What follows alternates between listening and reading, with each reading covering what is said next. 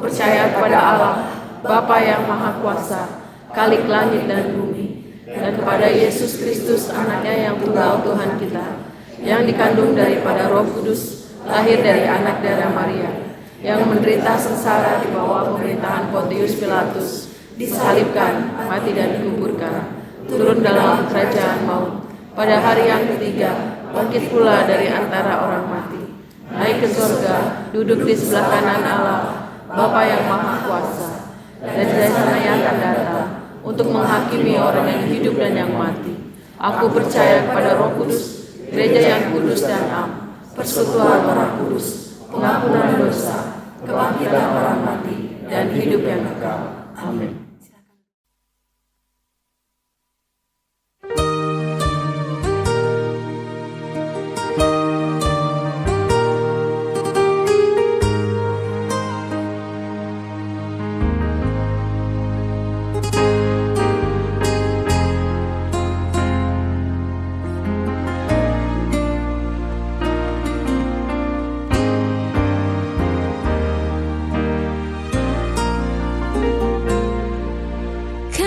Tuhan memberi cobaan berat, ujian datang dalam bentuk apa saja.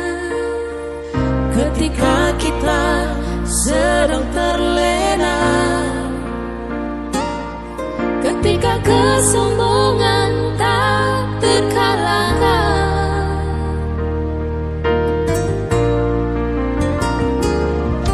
bencana datang menyapa dengan rasa kesombongan kita seakan tak berdaya. Bungkam 1000 kata, derayan air mata tak tertahan. Dunia sedang berduka, manusia sedang bertaruh nyawa.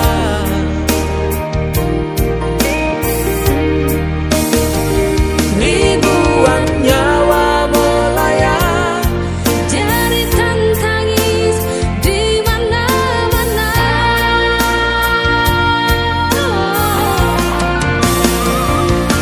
Tuhan, kami tak berdaya.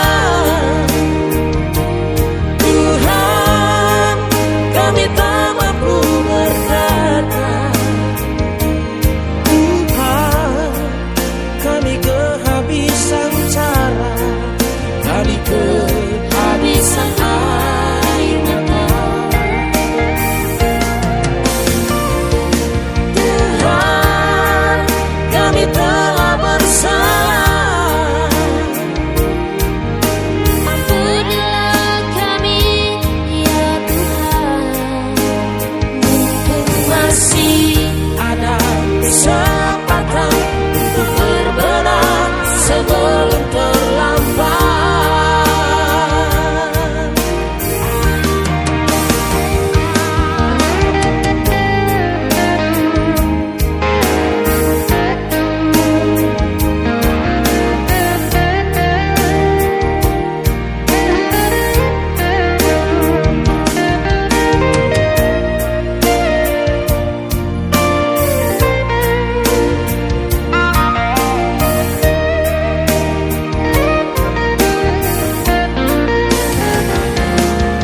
Bencana datang menyapa dengan rasa kesombongan kita seakan tak berdaya. Bungkam 1000 kata, derayan air mata tak tertahan. Dunia sedang berduka, manusia sedang bertaruh nyawa.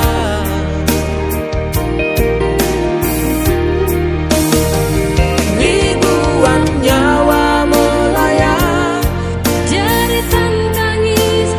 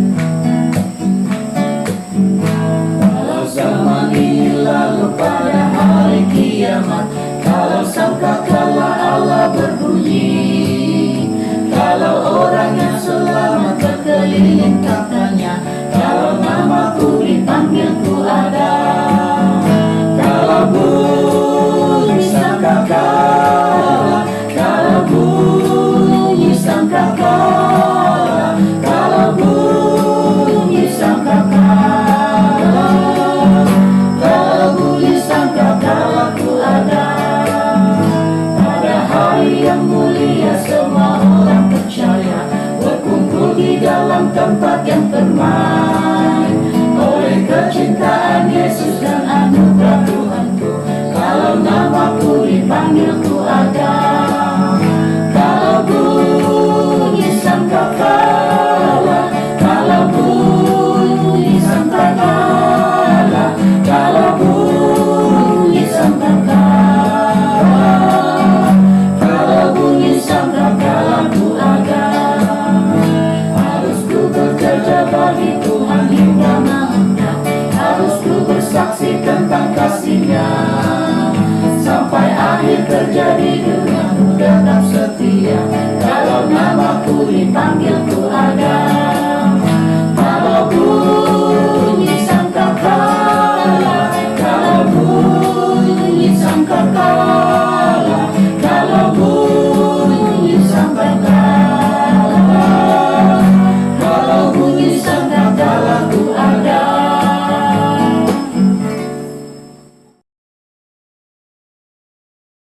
Shalom semua, jemaat Tuhan Isabi Pakan Manggatal. Bertemu kita kembali sekali lagi di dalam ibadah online hari ini 10 Mei 2020, masuk dalam fase yang keempat PKP. Ada sedikit kelonggaran berbanding fase sebelumnya. Dulu satu kendaraan satu orang, jadi sekarang ini satu kendaraan boleh sudah 2 orang. Namun sekolah-sekolah dan tempat-tempat ibadah atau riadah masih belum diperbolehkan. Maksudnya kita masih tetap beribadah di rumah. Jadi untuk itu mari kita terus bersabar dan terus berdoa kepada Tuhan. Nah, lewat daripada PKP ini, saya secara pribadi beberapa perkara yang menjadi berkat bila berada di rumah yang waktu yang begitu panjang. Yang pertama itu adalah mezbah doa. Jadi ketua keluarga atau ahli keluarga itu akan membawa istri dan anak-anak untuk sujud di kaki Tuhan, menyatakan isi hati seisi keluarga sehingga Tuhan menyatakan isi hatinya. Dan ini kami lakukan di dalam selang di dalam kebaktian itu. Maksudnya kalau dalam 7 hari dalam 1 minggu, mezbah doa itu ada 3 kali dan kebaktian di dalam keluarga itu ada 4 kali. Nah, yang kedua itu adalah kebaktian keluarga. Apa beza dengan mezbah doa? Kebaktian adalah mini ibadah dan siapa yang berdoa pembukaan, siapa pimpin di dalam kebaktian pada malam itu, siapa penyampai firman Tuhan dan apa bahan doa, siapa penutup kebaktian. Tetapi mezbah doa lebih kepada kita bersujud di hadapan Tuhan, mendengar suara Tuhan, bebas menyatakan isi hati kepada Tuhan. Mezbah doa adalah menyembah di dalam roh dan kebenaran secara bebas. Nah, ibu bapak dan anak-anak bergilir-gilir mengendali kebaktian. Puji Tuhan selama ini di dalam keluarga tidak ada anak-anak yang menolak bahagian di dalam pelayanan itu. Mereka lakukan saja sebab kita mengajar mereka dan mereka mau buat itu pelayanan. Bukan pandai juga, tetapi boleh membawa pelayanan itulah sebab saya mengklaim bahwa apabila dalam satu masa nanti mereka akan keluar daripada rumah ataupun tinggal asrama, di sekolah di mana dorang tinggal, mereka boleh menjadi ataupun mereka boleh membawa satu mini kebaktian kira-kira dimanapun mereka berada. Saya yakin dan percaya jemaat-jemaat, anak-anak jemaat, anak-anak muda boleh membawa kebaktian di dalam rumah dan itu menjadi berkat saya secara pribadi. Yang ketiga adalah banyak waktu untuk mendengar suara Tuhan dan belajar menguji suara itu. Karena ada banyak waktu sendiri, tidak kenal siang ataupun malam, dan itu kesempatan kita untuk mengkhususkan waktu pribadi dengan Tuhan. Secara pribadi, dan ini terjadi bukan setiap hari, tetapi ada waktu-waktu tertentu bersemuka dengan Tuhan dan betul-betul kita jelas suara Tuhan itu berbisik di dalam hati kita, dan kita bertanya lagi kepada Tuhan dan kita mendengar lagi dan mendengar jawaban daripada Tuhan, dan pada akhirnya mengalami kasih Tuhan.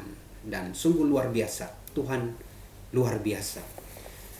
Saudara yang sangat terkasih dalam nama Tuhan, sekarang ini adalah waktu kita untuk bergumul dengan Tuhan, waktu untuk berdoa dengan Tuhan, waktu untuk bercakap-cakap dengan Tuhan, bercakap-cakap betapa besarnya kuasa Tuhan. Nah, memang sekarang ini kita di dalam kebimbangan COVID-19, tidak salah dan bukan satu kesalahan untuk bercakap-cakap tentang COVID-19, sebab itulah yang kita hadapi sekarang ini, yang menjadi situasi kita sekarang ini, menjadi situasi dunia ketika ini. Tetapi saya lebih senang untuk berkongsi tentang dalam keadaan kita sekarang ini, berkongsi tentang kebesaran Tuhan, keagungan Tuhan, atau kemahakuasaan Tuhan, sementara kita berhadapan dengan situasi dunia pada saat ini. Nah, untuk itu saya senang sekali untuk membawa kita di dalam doa, dan saya membawa di dalam doa sebelum kita masuk dalam tema firman Tuhan. Bapa di surga, terima kasih kami sedang duduk diam di hadapan Tuhan, mendengar dan belajar tentang kebenaran firman Tuhan. Bapa di surga, ini kami yang sudah siap, dan biarlah firman Tuhan sendirilah yang mengubah, yang menundukkan segala sesuatu yang mustahil di dalam hati dan pikiran manusia, dan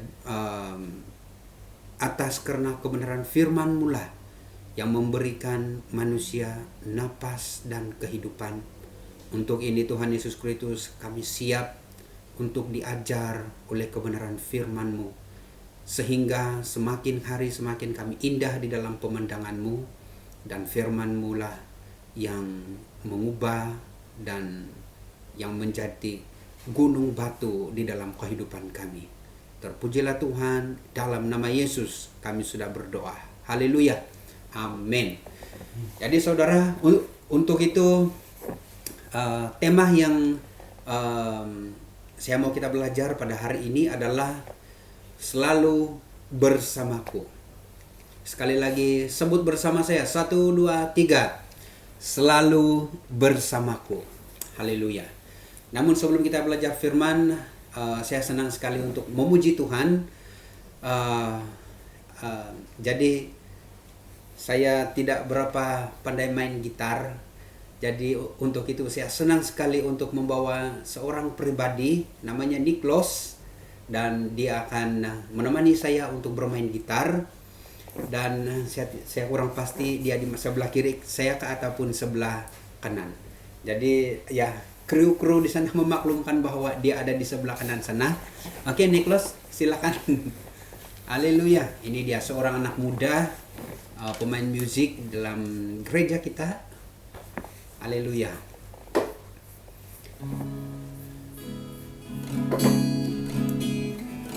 Jadi tajuk lagu ini adalah Selalu Bersamaku, yang telah dicipta ataupun dibawa oleh Sydney Muhyiddin. Dan saya senang sekali apabila kita menyanyikan lagu bersama untuk lagu ini. Haleluya.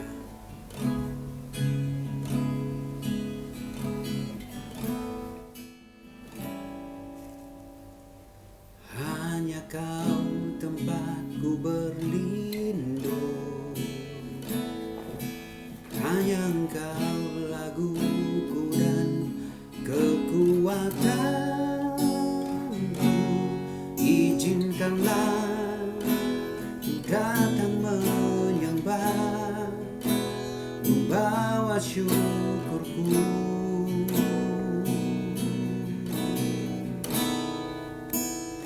Sedalam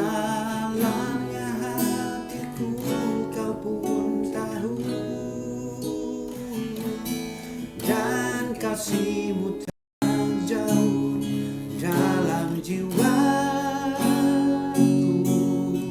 di dalam kesesakan, di dalam kemenangan. Ku tahu Engkau selalu bersamaku.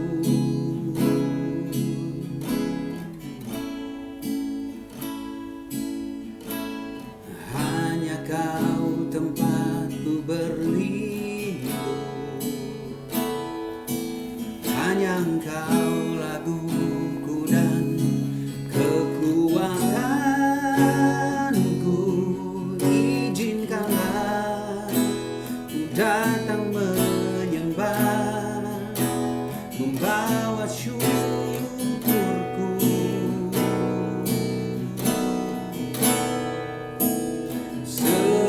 Sedalamnya hatiku Kau pun tahu, dan kasih-Mu tak jauh dalam jiwaku, di dalam kesesakan, di dalam kemenangan. Ku tahu Engkau selalu bersamaku. Ku tahu Engkau selalu, ku tahu Engkau selalu, ku tahu Engkau selalu bersamaku. Haleluya, haleluya. Tuhan itu selalu bersama dengan kita semua, amin. Jadi terima kasih sahabat saya Niklos, Tuhan memberkati. Jadi kita melihat di dalam firman Tuhan 1 Petrus 5 ayat 6 hingga 11. 1 Petrus 5 ayat 6 hingga 11 berbunyi demikian. Karena itu rendahkanlah dirimu di bawah tangan Tuhan yang kuat, supaya kamu ditinggikannya pada waktunya. Serahkanlah segala kekhawatiranmu kepadanya, sebab Ia yang memelihara kamu. Sadarlah dan berjaga-jagalah lawan si iblis, berjalan keliling sama seperti singa yang mengaum-aum dan mencari orang yang dapat ditelannya. Lawanlah dia dengan iman yang teguh, sebab kamu tahu bahwa semua saudaramu di seluruh dunia menanggung penderitaan yang sama. Dan Allah sumber segala kasih karunia, yang telah memanggil kamu di dalam Kristus kepada kemuliaannya yang kekal, akan melengkapi, meneguhkan, menguatkan, mengokohkan kamu sesudah kamu menderita seketika lamanya. Ialah yang mempunyai kuasa sampai selama-lamanya. Amin. Lebih dari beberapa kali Petrus menekankan kekuatan, kemampuan Allah yang perkasa di dalam bahagian firman Tuhan yang telah kita bacakan sebentar tadi itu. Dalam ayat yang pertama itu adalah tangan Tuhan yang kuat. Ia yang memelihara kamu dalam ayat 7. Ayat 10, Allah sumber segala kasih karunia, kemuliaannya kekal.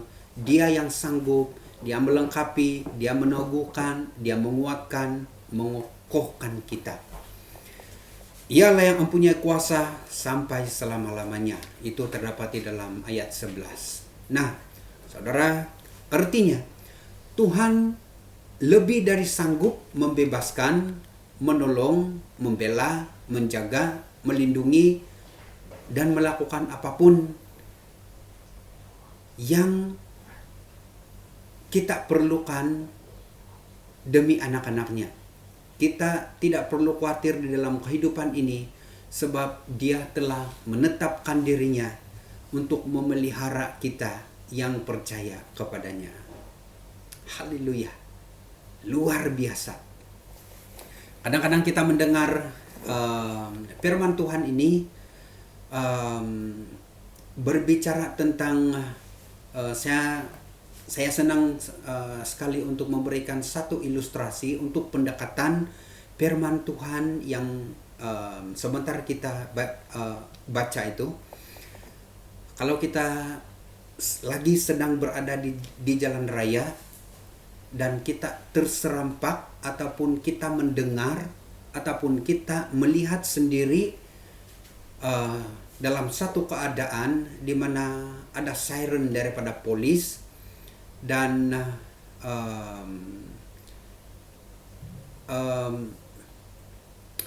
kita melihat yang di tengah-tengahnya dan kita melihat di belakangnya juga polis, di depan polis dan di belakang polis, yang ada di tengah-tengahnya itu yang sedang dieskort oleh polis sendiri. Nah, siapa yang ada di tengah-tengah itu? Yang di tengah-tengah itu adalah mungkin juga orang yang sangat penting, mungkin juga datu, mungkin juga perdana menteri. Jadi pokoknya di sini dia adalah orang yang sangat penting sehingga polis itu escort dia. Di depan lain, di belakang lain. Barangkali ada lagi yang di kiri, ada lagi yang di kanan. Semua kendaraan tunduk kepada polis yang sedang lalu itu, yang sedang escort seseorang yang sangat penting itu. Traffic light pun tunduk kepada situasi itu. Nah, siapa yang kalau kita melihat ini, siapa yang paling rasa selamat di dalam situasi ini? Coba. Saya yakin dan percaya Anda setuju dengan jawaban saya bahwa yang paling merasa selamat di dalam situasi ini adalah orang yang penting itu, VVIP itu. Nah, sudah tentu firman Tuhan memberitahu kita semua bahwa engkau dan saya dan kamu adalah orang yang bukan saja rasa selamat, tetapi sangat beruntung karena bukan setakat polis yang escort kita, tetapi tidak lain dan tidak bukan bahwa ada tangan yang sangat besar sedang memegang kita. Amin. Haleluya. Haleluya. Kita sangat beruntung di dalam kehidupan kita karena kita memiliki Tuhan yang sedang memegang kita, sedang escort kita. Haleluya. Meski demikian, perhatikanlah bahwa itu tidak akan terjadi begitu saja di dalam kehidupan kita. Tidak digambarkan dalam perikop di dalam bahagian yang telah kita baca sebentar tadi bahwa kita hanya berbaring saja, cuma duduk santai dan menunggu pelayan-pelayan surgawi datang melayani kita bagaikan seorang raja ataupun seorang putri kerajaan yang dimanjakan. Kita diperintahkan untuk yang pertama itu adalah kita dapat melihat di dalam ayat 6 adalah merendahkan diri. Dikatakan di sana, rendahkanlah dirimu di bawah tangan Tuhan yang kuat. Kira-kira ini apa? Ini adalah satu tanggung jawab kita. Merendahkan diri adalah tanggung jawab kita. Nah, yang kedua itu adalah menyerahkan kekhawatiran kita. Di dalam ayat 7 dikatakan, sudah namanya, sebab kenapa? Sudah namanya masih manusia dan sudah pasti sewaktu-waktu masih ada rasa khawatir.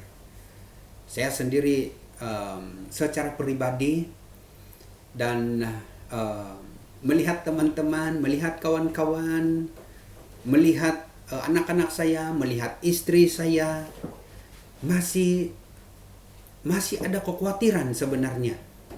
Tapi firman Tuhan memberitahu hari ini bahwa sekali lagi mengajar kita untuk menyerahkan segala kebimbangan, menyerahkan segala kekhawatiran kita kepada Tuhan.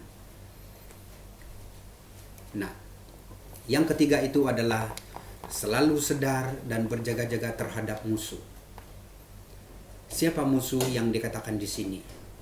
Di dalam ayat ini. Kalau kita merujuk di dalam Efesus 6 ayat 12, dikatakan di sana, karena perjuangan kita bukanlah melawan darah dan daging, tetapi melawan pemerintah-pemerintah, melawan penguasa-penguasa, melawan penghulu-penghulu dunia yang gelap ini, melawan roh-roh jahat di udara. Dan ini adalah Tuhan sudah meletakkan kepada kita kuasa bahkan tangannya begitu besar untuk kita melawan semua ini.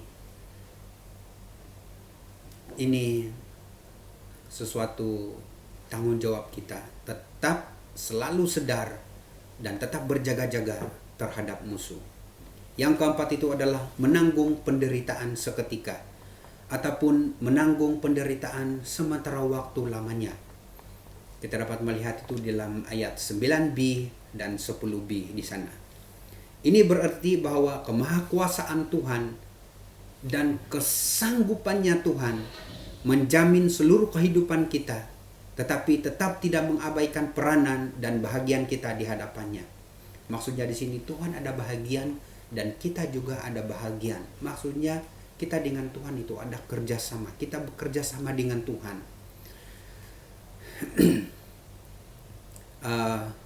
Bahkan kita masih diizinkan oleh Tuhan untuk menanggung penderitaan selama kehidupan kita. Jadi dengan firman Tuhan ini kita jangan menyalahkan Tuhan, menyalahi Tuhan apabila sesuatu yang sukar kita temui, sebab firman sudah memberitahu bagi kita bahwa itu akan dihadapi oleh orang-orang Kristen. Haleluya. Ini bermaksud Tuhan sangat memerlukan akal budi, hikmat, bijaksana daripada manusia untuk bekerja sama dengan Tuhan. Dan itu termaktub di dalam Alkitab.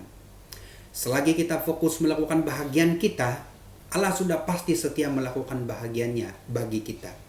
Itu sebabnya pikiran kita seharusnya tidak kita isi dengan pikiran-pikiran seperti ini. Contohnya, tenang saja. Tuhan pegang seluruh kehidupan saya. Kalau Dia tidak izinkan, maka tidak akan terjadi. Kira-kira seperti itu. Semua di dalam kontrol Tuhan, bah, Dia bilang. Pasti tidak terjadi yang buruk, bah, karena Tuhan pasti mendatangkan yang baik. Tetapi kita mengabaikan perintah daripada Tuhan, dan tidak lain dan tidak bukan, celaka pasti akan menemui kita. Ataupun contohnya dia katakan seperti ini, aku ini anak raja, aku ini anak Tuhan, boleh melakukan apapun dan mengklaim apapun demi kenyamanan dan kesenanganku. Dia sumber segala berkat dan pasti memberikan yang saya mau. Tapi pada masa yang sama kita tidak ada kerjasama dengan Tuhan, dan pasti kemiskinan akan menemui kita. Barangkali juga dia boleh berkata, tidak mengapa kalau nanti saya terjerat dengan ada banyak masalah, meskipun semuanya karena perbuatan dan perkataanku sendiri. Tapi kan Tuhan berjanji menolong dan memberikan mujizat. Kalau saya berdoa dengan Tuhan, Tuhan menjawab saya dan santai saja. Sebab kenapa? Saya ada Tuhan yang hebat katanya. Tapi sebenarnya pada masa yang sama kita sedang mencobai Tuhan dengan akal budi kita yang tidak diorientasikan dengan firman Tuhan, tetapi sedang diorientasikan dengan kesenangan sendiri, dengan kemauan sendiri, dan itu sangat bahaya. Tapi sebenarnya kita seharusnya berkata demikian ataupun memikirkan dalam contoh-contoh yang seperti ini. Yang pertama itu adalah, sudahkah aku merendahkan diri di hadapan Tuhan hari ini? Apakah hidupku mencerminkan suatu sikap kerendahan hati di hadapan Tuhan? Bagaimana merendahkan diri dan menyerahkan kekhawatiran itu seharusnya? Sudahkah hidup aku dijaga supaya senantiasa sedar dan berjaga-jaga terhadap serangan iblis? Adakah imanku teguh melawan kuasa-kuasa kegelapan? Sudahkah saya tahu bahwa hidup mengikut Yesus juga termasuk menanggung memikul salib, yaitu derita di dunia ini. Nah saudara, inilah yang harus kita pikirkan. Sebenarnya sementara kita memegang Yesus di dalam kehidupan kita, kita perlu lebih banyak memikirkan bahagian kita setelah kita tahu bahwa dari pihak Allah tidak mungkin berdusta atau tidak setia menepati janjinya. Tidak mungkin. Sebab kenapa? Kalau Tuhan berjanji, Dia akan mengikatkan diri Dia dengan janjinya. Dan maksudnya di sini adalah Tuhan sedang menunggu kita. Jika hati dan pikiran kita selalu terarah kepada Allah, kesanggupan Tuhan itu tidak terbatas bagi semua orang yang berserah kepadanya. Dan kalau kita hanya pinta apa yang menjadi kesukaan kita, itu mencerminkan bahwa kita adalah anak yang manja, anak yang suka merenggek-renggek dan menjadi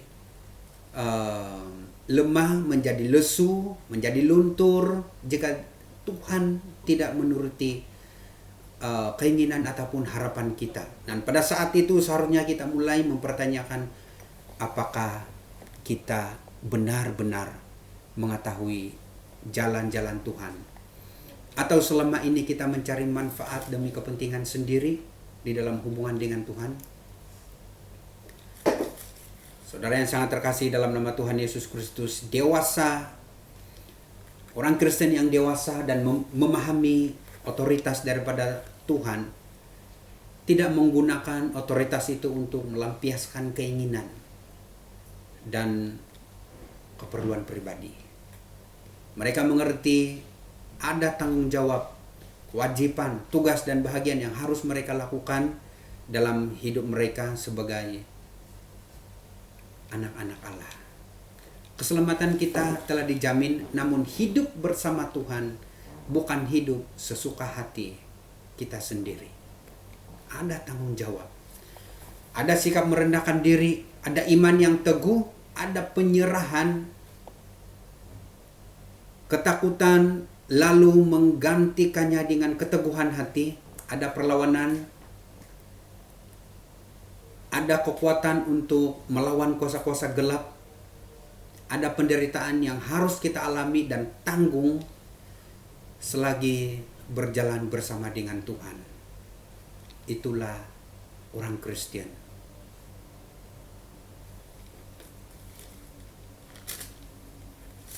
Siapakah kita di hadapan Tuhan? Kalau kita mengoreksi kehidupan kita selama ini ataupun sejauh ini,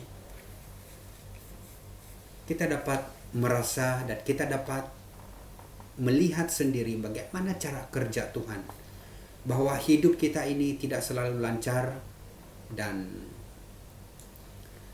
kita selalu berhadapan dengan tantangan di luar sana, dengan jalan yang telah kita tempuh, kesulitan dan bahaya. Tetapi selalu ada jalan di hadapan Tuhan, dan itu sudah pasti. Dia yang maha kuasa menggunakan kekuasaannya sesuai dengan hikmat dan kehendaknya atas masing-masing bagi kita, seturut rencana dan kebaikannya di dalam kehidupan kita. Mukjizat masih ada dan masih dilakukan Tuhan sampai hari ini, tapi itu bukan berdasarkan kehendak dan kemauan kita. Sebab kenapa? Allah melihat dan menghargai iman kita dan mengajar kita dengan berkat-berkat terbaik yang ada padanya. Hanya saja itu diberikan dalam konteks yang Dia inginkan, bukan seperti selalu yang kita mau. Kadang-kadang dalam kehidupan kita selalu minta apa yang barangkali menjadi kepentingan kita sendiri, menjadi kepuasan kita sendiri. Tapi kalau Tuhan tidak mau, segala sesuatu ada waktunya. Seperti yang Petrus katakan, supaya kamu ditinggikannya pada waktunya. Walaupun pada saat itu kita tidak dapat melihat mukjizat, tetapi segala sesuatu ada waktunya. Keadaan-keadaan seperti itu merupakan satu perkara yang juga termasuk di dalam memikul salib. Kan kita sudah beragama, kita sudah memiliki Kristus, dan kita sudah beribadah bersama dengan Kristus lebih daripada puluhan tahun. Tetapi mungkin saja kita bilang, saya tidak pernah melihat mukjizat. Dan kalau manusia yang hanya beragama Kristen hanya mau melihat mukjizat saja, saya rasa dia bukanlah orang Kristen yang tulen, tetapi dia hanyalah orang Kristen kulit saja. Orang Kristen yang tulen adalah tiada mukjizat pun, tiada perkara-perkara ajaib yang terjadi di dalam kehidupannya yang dia klaim itu sebagai satu mukjizat, dan tidak ada terjadi, tetapi dia tetap setia. Itulah orang Kristen yang sesungguhnya. Haleluya. Itu sebabnya selalu akan ada tahap-tahap sukar dan berat yang kita lalui. Meski begitu, dalam keadaan kita, tetapi kita boleh yakin. Sebab kenapa dia tidak pernah meninggalkan kita sendirian. Haleluya. Dalam cara dan jalan yang mungkin tidak kita pahami, di mana kita harus melalui jalan kesesakan ataupun kemenangan, dia pasti akan melengkapi, meneguhkan, menguatkan, dan mengokohkan kita. Saya secara pribadi, sebelum kita menutup firman Tuhan dengan doa pada hari ini, saya secara pribadi, saya belum pun melihat ada orang mati, didoakan, dan bangkit kembali. Saya pun belum pernah melihat orang yang buta sejak lahirnya dan didoakan dan dia dapat melihat. Saya belum pernah melihat hal-hal seperti itu. Tetapi saya yakin dan percaya dengan iman, dengan melihat dengan mata iman, kepercayaan dan keyakinan, keteguhan iman dan iman yang ada sampai hari ini, itu disebabkan hanya semata-mata kasih karunia daripada Tuhan sendiri. Haleluya. Kita sudah belajar tentang kebenaran firman Tuhan, bahwa apabila dalam situasi kita ketika ini, yang kita hadapi ketika ini adalah Tuhan itu selalu bersama dengan kita semua. Amin, saudara. Haleluya. Dan untuk itu saya senang sekali bahwa kita di dalam doa, kamu berdoa dalam hati dan saya pimpin dalam suara yang kedengaran.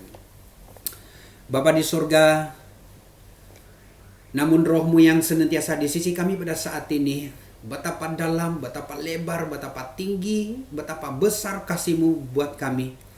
Terlalu dalam untuk dimengerti dengan akal budi manusia. Namun itulah yang membuktikan bahwa Engkau Maha Kuasa, Engkau Maha Besar. Oh Tuhan, kekaguman kami kepadamu membuat kami selalu terpaku setiap kali Engkau menyatakan diri kepada kami.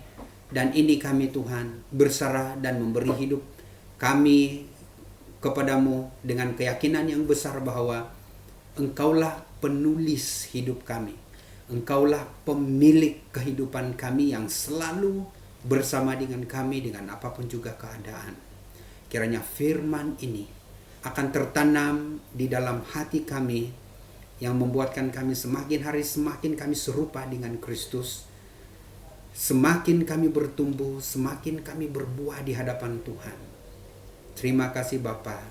Kiranya firman ini menguatkan kami semua, mengukuhkan kami semua, meneguhkan kami semua sampai pada hari ini. Terima kasih Tuhan, kami sudah berdoa di dalam nama Tuhan kami Yesus. Haleluya, haleluya, haleluya. Amin. Terima kasih, Tuhan memberkati.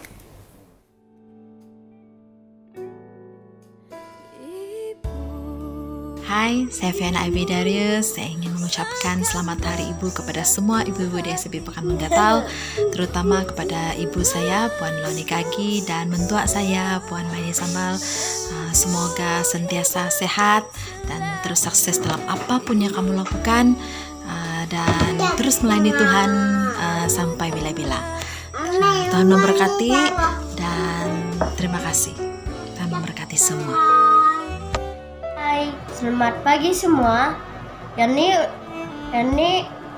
hari ini ialah Hari Ibu. Saya buat card untuk mami saya. Ini.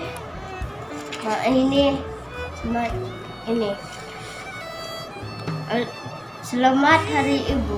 I love you, Mami. Shalom, nama saya Pixie.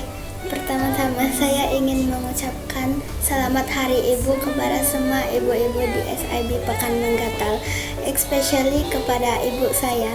Terima kasih karena telah menjaga saya hingga sekarang. Selamat Hari Ibu, Tuhan berkati. My name is Timoya Linawa. Happy Mother's Day, Mommy. I love you. Happy Mother's Day, Mommy. I love Mommy.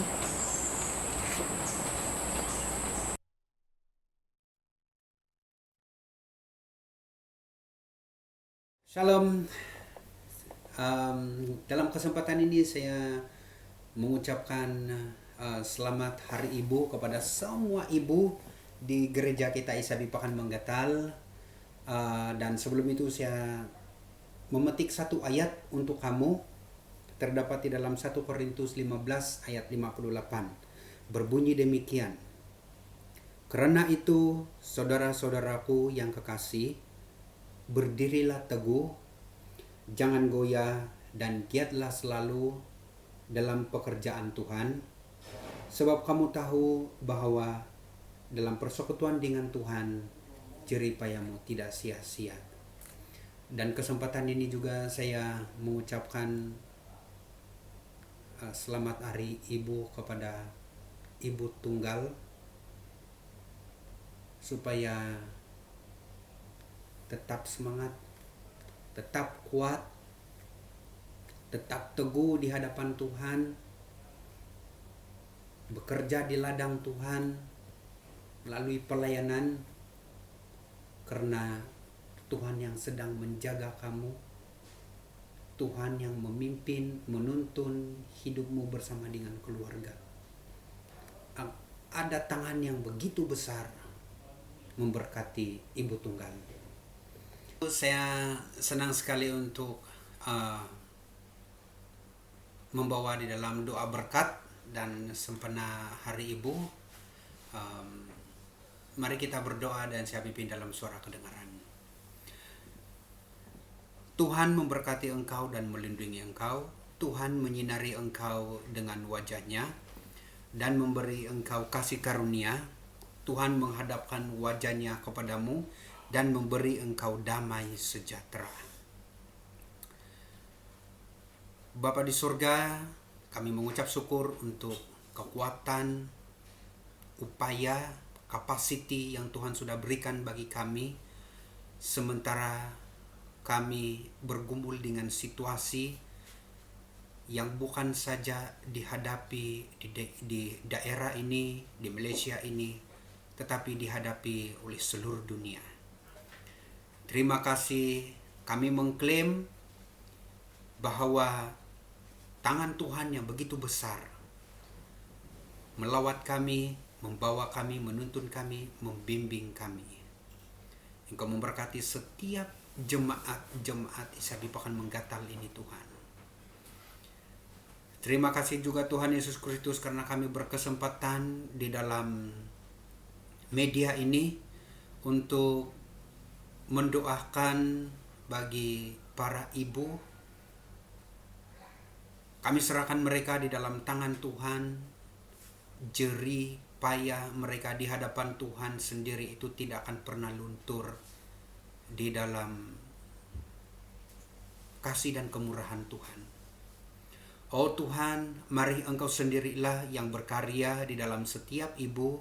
Engkau memberi keteguhan, kesabaran, dan Engkau memberikan penghiburan di dalam setiap ibu-ibu di SIB Pekan Menggatal ini, bahkan siapa saja yang bergelar ibu. Terima kasih Tuhan karena sudah ada upaya, urapan daripada Tuhan sendiri secara khusus bagi seluruh ibu-ibu yang bergelar ibu. Untuk itu Bapa di surga, pemberkatan daripada Allah Bapa, kasih karunia dari Yesus Kristus, serta persekutuan Roh Kudus-Mu yang manis dan lembut akan menyertai kita sehingga kedatangan Tuhan yang kedua kali. Haleluya. Amin, amin, amin.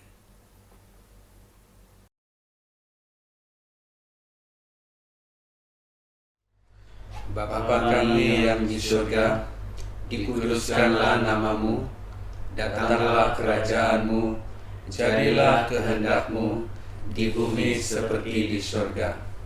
Berikanlah kami pada hari ini makanan kami yang secukupnya, dan ampunilah kami akan kesalahan kami, seperti kami juga mengampuni orang yang bersalah kepada kami. Dan janganlah membawa kami ke dalam pencobaan, tetapi lepaskanlah kami daripada yang jahat, karena Engkaulah yang mempunyai kerajaan dan kuasa dan kemuliaan sampai selama-lamanya. Terima